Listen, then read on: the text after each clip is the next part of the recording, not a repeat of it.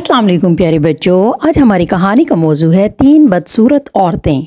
एक छोटे से गांव में ग्रिसेल्डा, बर्था और हेलिगा नामी 3 औरतें रहती थी। वो मिस्से, टेढ़े नाक और गायब दांतों के साथ ज़मीन की बदसूरत तरीन ख़वातीन के तौर पर जानी जाती थी। एक दिन एक खूबसूरत शहज़ादा दुल्हन की तलाश में गांव आया। गांव वाले हंस पड़े और उसे 3 बदसूरत औरतों के बारे में बताया, लेकिन शहज़ादा मुतजस्सिस था। उसने उनसे मिलने का फैसला किया। उसकी हैरत को देखकर लोग हैरान हुए। उसने देखा कि हर औरत में एक मुनफरिद हुनर है। ग्रिसेल्डा एक मास्टर बागबान थी, बर्था एक हुनरमंद बावर्ची थी और हिल्गा एक बासलाहियत मौसीकार थी। शहजादे को एहसास हुआ कि खूबसूरती कई शक्लों में आती है और ये औरतें वाकई अंदर से खूबसूरत हैं।